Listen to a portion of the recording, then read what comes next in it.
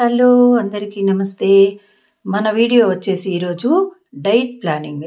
After 40 దగ్గర నుంచి ఒక ప్లాన్ ప్రకారం డైట్ తీసుకోవటం వల్ల ఎక్కువ బరువు పెరగకుండా, ఎక్కువ అనారోగ్య సమస్యల బారి పడకుండా ఉంటారట. అందువల్ల మనం డైట్ని ఒక ప్లాన్ ప్రకారం తీసుకోవాలి అంటే ఇలా తీసుకోండి అని ఒక డైటీషియన్ చెప్పారండి. దాని ప్రకారం ముందుగా మెంతులు, దాల్చిన చెక్క, వాము. మెంతులు 100 గ్రాములు, దాల్చిన చెక్క 25 గ్రామ్స్, 10 గ్రామ్స్ వాము.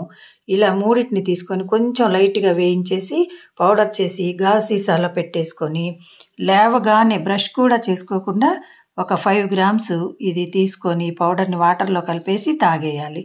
ఇవి తీసుకోవటం వల్ల డయాబెటీస్, అలాగే బ్లడ్ సర్క్యులేషన్ బాగా అవటం, వాము వల్ల గ్యాస్ ప్రాబ్లమ్స్, ఈ 3 రాకుండా కాపాడుకోవచ్చు. ఉన్న వాళ్ళకి తగ్గుతాయి, లేని వాళ్ళకైతే రాకుండా చూసుకోవచ్చు. ఇది తీసుకున్న తర్వాత ఒక గంట వరకు ఏమి తీసుకోకుండా మన పనులన్నీ చూసుకొని గంట తర్వాత చక్కగా ఫ్రెష్ కాఫీ అనమాట, అప్పుడే తీసుకున్న డికాషన్లో అప్పుడే పొంగిన పాలు కలిపేసుకొని చక్కగా ఒక కప్పు కాఫీ తీసుకుంటే రీఫ్రెష్ అవుతాం. ఈ కాఫీ తాగిన తర్వాత మన పనులన్నీ చూసుకొని పూజ, స్నానం ఇవన్నీ అయిపోయిన తర్వాత బ్రేక్ఫాస్ట్ 8:30 నుంచి 9 లోపు తీసుకుంటే మంచిదట. దీనిలో మనం రవ్వతో, పొట్టు మినపప్పుతో చేసిన ఇడ్లీలు, అలాగే రవ్వ ఉప్మాలో కూడా ఎక్కువగా వెజిటబుల్స్ వేసి ఇలా చేసుకునే టిఫిన్లు తీసుకుంటే మంచిదట.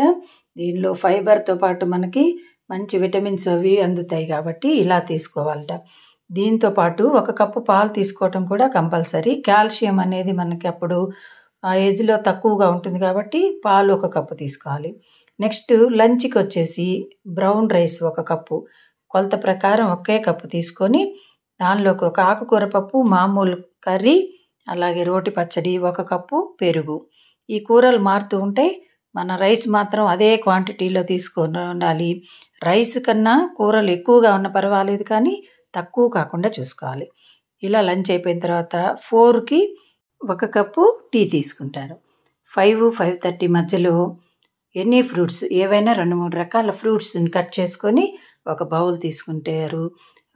ఇంకొక రోజు అలాగే ఫ్రూట్స్తో పాటు స్ప్రౌట్స్, వాల్నట్స్ లాంటి డ్రై నట్స్ తోటి కలిపేసి ఒక బౌల్ తీసుకోవచ్చు.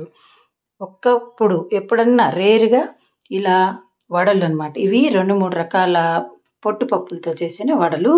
ఇవి పొట్టుపప్పుతో చేసాం కాబట్టి ఎక్కువ ఆయిల్ పీల్చవు కాబట్టి వీటిని తీసుకోవచ్చు. దీనిలో కారపొడి కానీ, లేదంటే ఇలా గ్రీన్ చట్నీ, పచ్చిమిర్చి, పచ్చి కొత్తిమీర, పచ్చి పుదీనా ఇలాంటివి వేసి కొంచెం చట్నీ చేసుకొని తీసుకుంటే బాగుంటుంది. వీటిని తీసుకున్న తర్వాత కానీ, వీటిని తీసుకునే ముందు కానీ కంపల్సరిగా వాకింగ్ అనేది చేయాలంటండి.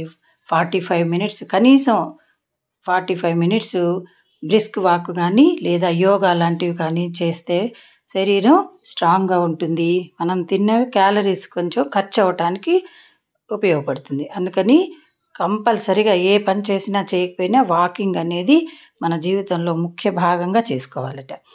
ఆ తర్వాత నైట్కి వచ్చేసి ఏదైనా చపాతి, పుల్కా, లేదంటే ఇలాంటి జొన్న దోశలు కానీ, ఓట్స్తో చేసుకునే సెట్ దోశలు కానీ ఏవై చేసుకున్నా వాటిల్లో కూరలు వేసుకొని చేసుకోవటం వల్ల మనకి మంచి హెల్తీ ఫుడ్ తీసుకున్నట్టు అవుతుంది.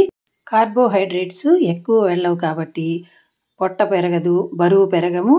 అలాగే హెల్తీగా ఉండటానికి ఈ రెసిపీలు చాలా ఉపయోగపడతాయండి. మీకు నచ్చిందా? మీరు కూడా ఇలా ప్లాన్ చేసుకుంటారు కదా. ఈ వీడియో నచ్చితే లైక్ చేయండి, కామెంట్ చేయండి, సబ్స్క్రైబ్ తప్పకుండా చేయండి, అలాగే షేర్ చేయటం కూడా మర్చిపోవద్దు. Thank you for watching.